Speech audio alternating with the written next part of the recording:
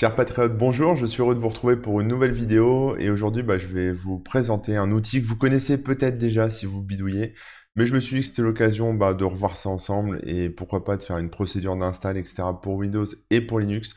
Donc cet outil, ça s'appelle Ventoy. Alors Ventoy, ou je sais pas, peut-être si vous le prononcez à la française, c'est Ventoy, mais ça s'écrit V-E-N-T-O-Y et c'est un outil qui en fait permet de déployer des ISO, hein, des images sur votre carte SD ou sur votre clé USB ou sur un disque dur et de pouvoir booter directement dessus. C'est un peu comme quand vous faites une image bootable avec par exemple Ballet Nature, hein, que je vous ai déjà montré, sauf que là en fait ça va vous permettre d'avoir un menu au démarrage de votre clé ou de votre disque dur et donc de choisir sur quel OS vous voulez démarrer, sur quel ISO vous voulez démarrer tout simplement.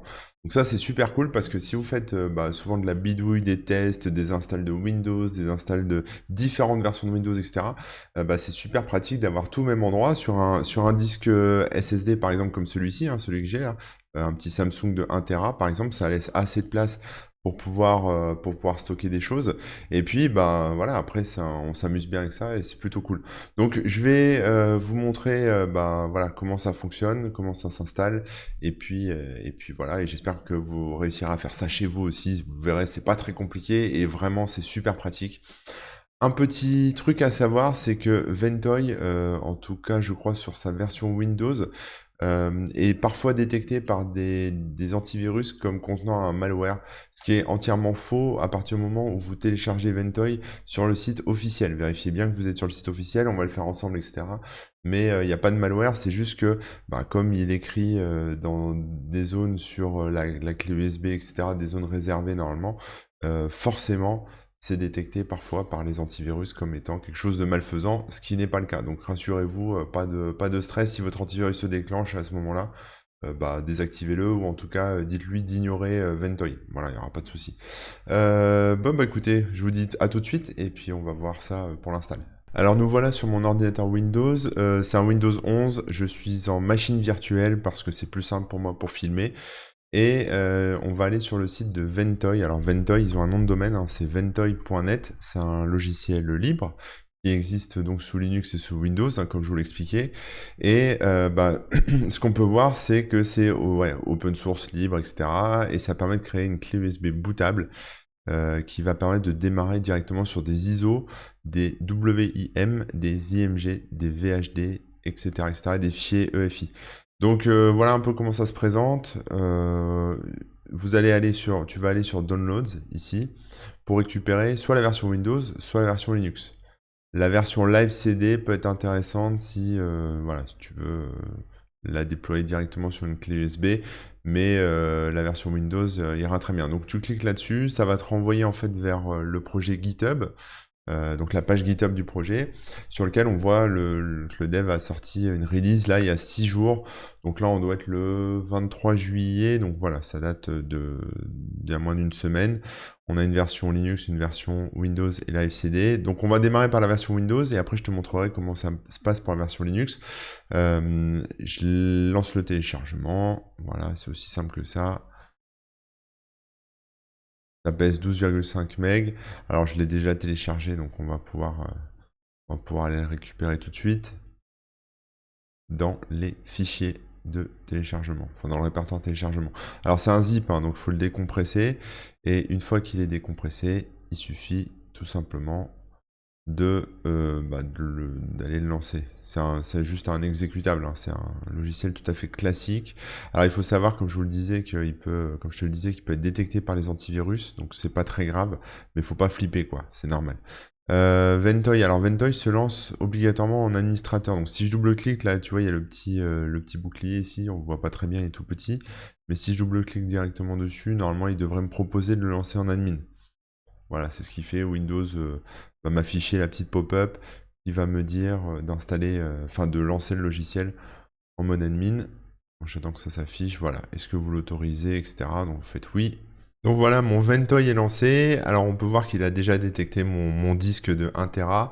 Le disque était formaté avec une table de partition GPT. Je vous montre un peu le truc. Alors on a la langue ici, hein. Si vous le lancez pour la première fois, ce sera en anglais. Vous pouvez choisir le français, comme ça vous serez peut-être plus à l'aise.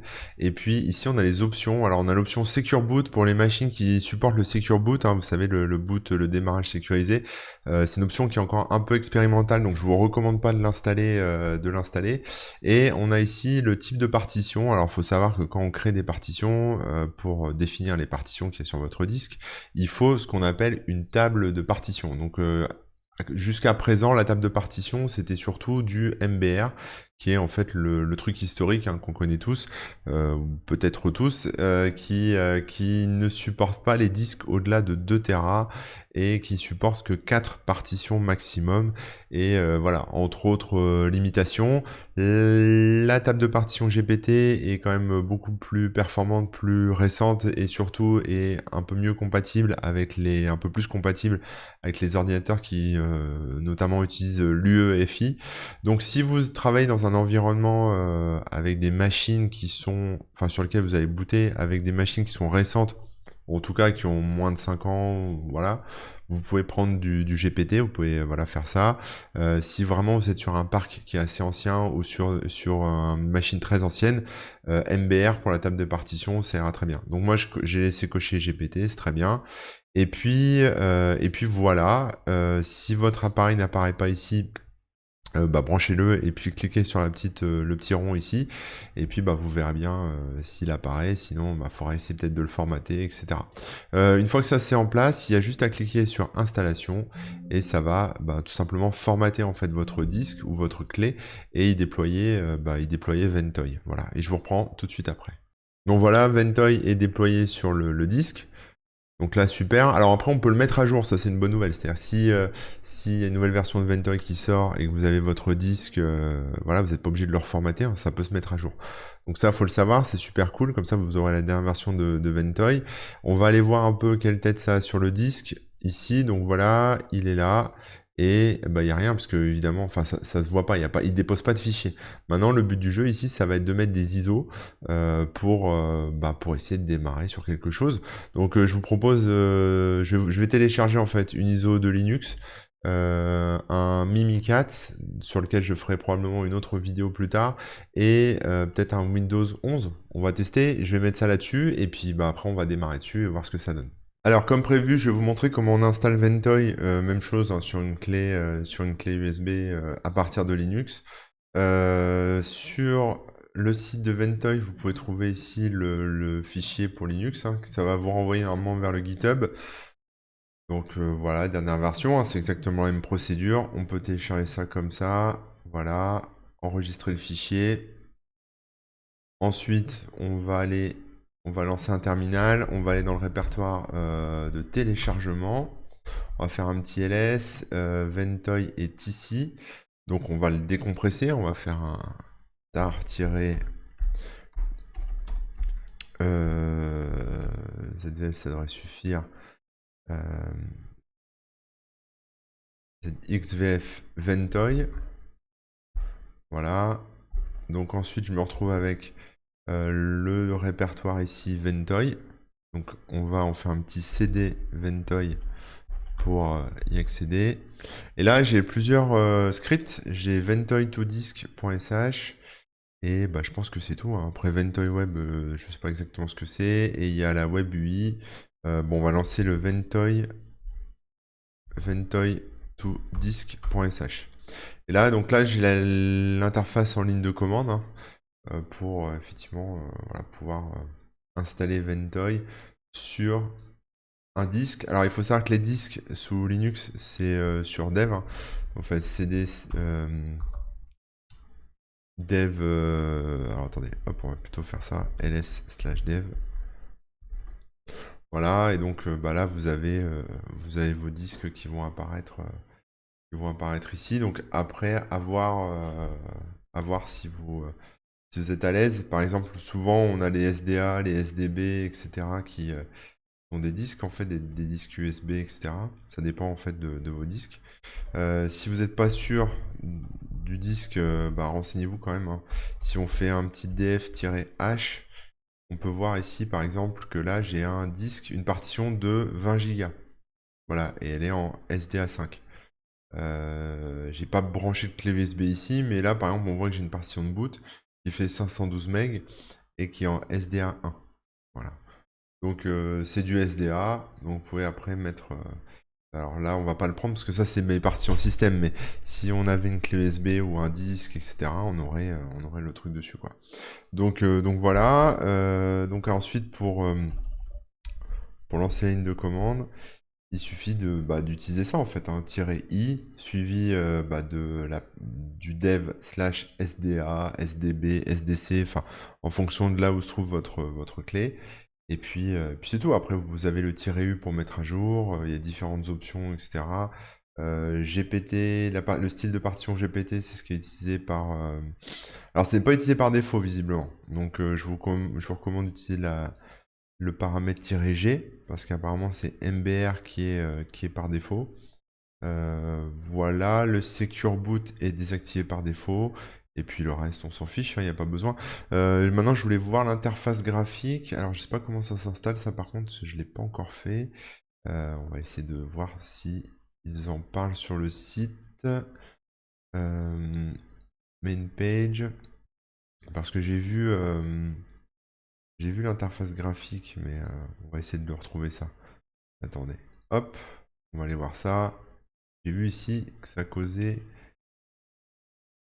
de la user interface. Voilà, c'est ici. Alors là, on a l'interface qui est ici, visiblement. Donc ça a l'air d'être une web UI. Donc c'est une interface web. Alors ça parle de Deepin et UOS. Donc ça, c'est pas ce que j'ai. Donc on va la lancer en fait. Donc il faut faire un sudo sh ventoy web. Ok, très bien. Et y accéder via l'adresse IP suivante, locale. Donc on va le faire ensemble. Du live, hein, je l'avais jamais fait. Hop, je vais clear un petit coup, qu'on y voit plus clair, voilà. ls, donc j'ai ventoy web, hein, donc on va lancer ça, ventoy web.sh.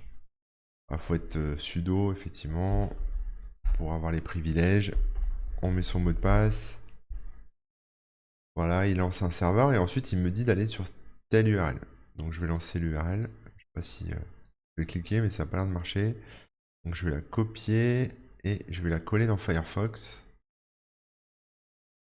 Et on va voir ce que ça donne.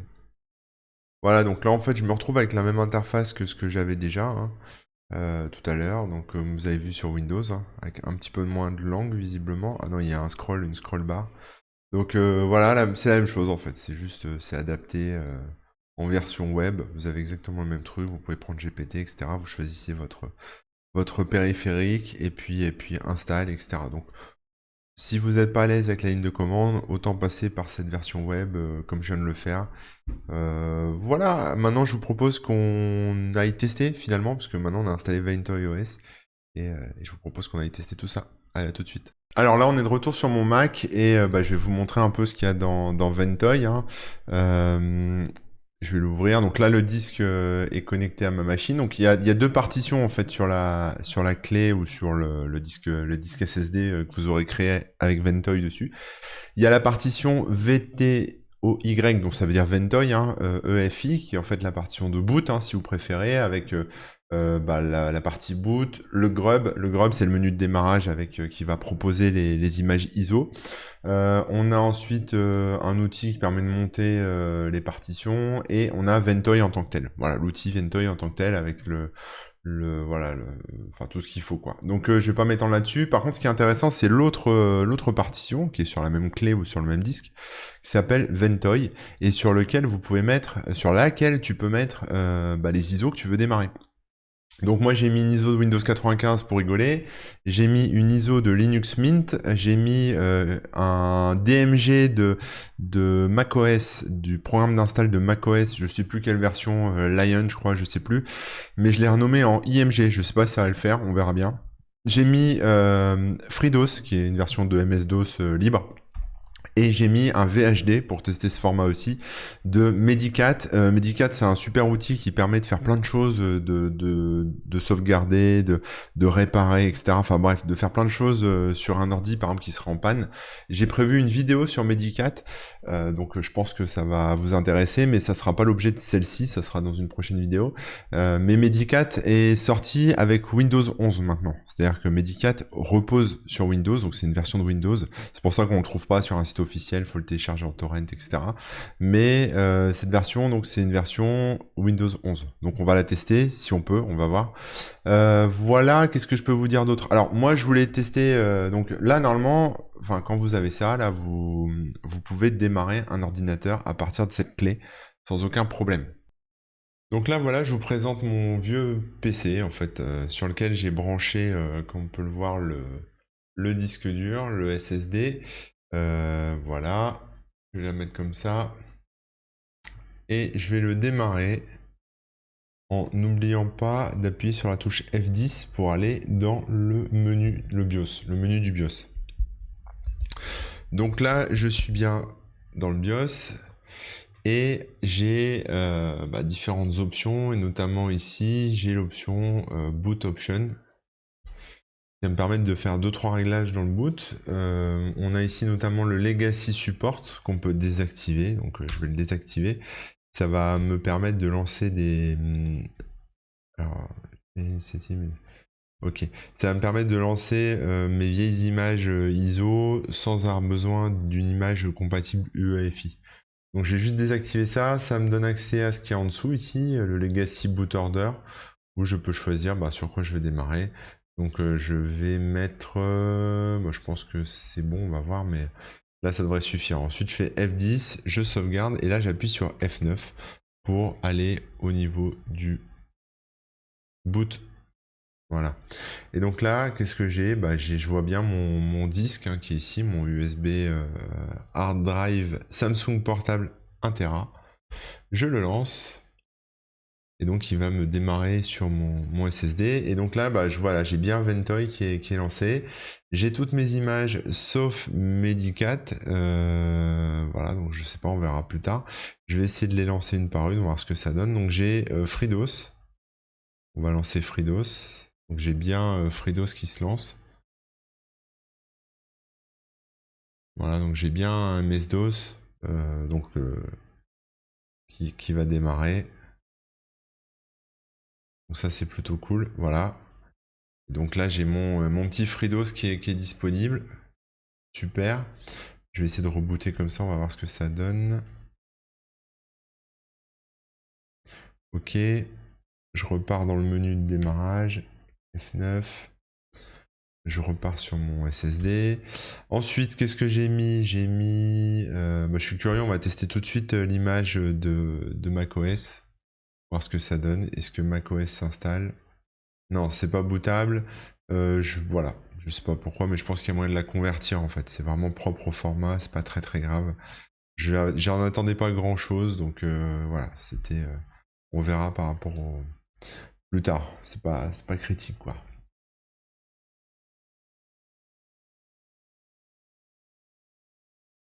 Donc là, je me remets... Ah mince, je me suis loupé. Éteins, je recommence. Donc c'est la touche...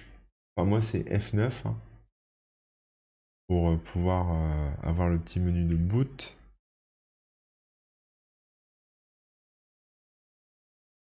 Voilà. Je relance mon 1 Tera. Bon là je m'amuse, c'est pour vous montrer un peu comment ça fonctionne Ventoy. J'ai mis Linux Mint qui se lance. Bon ça va être sans surprise, c'est un Linux. Voilà, bon je le vois, je vais pas le lancer, on va pas s'embêter. Je reboot. F9 toujours. Voilà, et enfin j'ai Windows 95. On va tester Windows 95. Donc là, il me dit pas bootable non plus. Ah oui, mais alors en fait, Windows 95, pour que ce soit bootable, il faut qu'il y ait une disquette avec. Donc effectivement, j'aurais dû mettre la disquette évidemment pour pouvoir faire ça, quoi. Alors après, sur Ventoy, on a des options en bas, là, on peut voir qu'il y a des options. Il y a même disque hein, pour tester la mémoire. F2, je sais pas ce que c'est. Power, d'accord. C'est pour redémarrer, etc. Donc je reviens en arrière. On va tester F-disque. Même disque, pardon. Ouais, ça fait pas grand chose. On a Tree View. Donc ça, c'est une vue par arbre. On va dire ça comme ça. Si jamais il y a des sous-répertoires, ce genre de choses. Local boot, bah, c'est pour démarrer en local. On a les outils sur F5. Alors on va regarder ce qu'on a comme outil. On peut choisir le clavier, la résolution, le mode d'affichage en texte ou avec les images, les plugins, et on peut revenir en arrière. Et voilà, et c'est tout en fait. C'est déjà pas mal. Voilà. Donc ça c'est une démo de et donc du coup de Ventoy, hein, comme on peut le voir, on a un menu. On a un menu là qui est super cool parce qu'en fait si demain je mets une autre ISO sur mon disque, sur mon SSD, eh bien elle apparaîtra ici. Et donc potentiellement vous pouvez avoir un Linux Mint, un Ubuntu, un Windows 11, enfin vous mettez un peu ce que vous voulez. Et dans votre boîte à outils, bah, puis ça va vous permettre quand vous êtes soit en intervention, soit même pour le fun, hein, ça va vous permettre d'avoir différents OS sous la main, différents OS bootables sous la main pour faire tout un tas de choses rigolotes. Voilà, c'est plutôt cool. Donc j'espère que ce tuto vous aura plu. J'ai mis un peu de temps à le faire quand même. C'était, voilà, là j'ai commencé ce matin. Il était à peu près 9h30, 10h. Et là, il est 23h. J'ai eu quelques petites galères, mais j'ai réussi. Et puis voilà. Donc je vous souhaite une bonne journée, une bonne soirée. Ça dépend quand vous regarderez cette vidéo. Et puis je vous dis à très bientôt et encore merci beaucoup. Allez, ciao.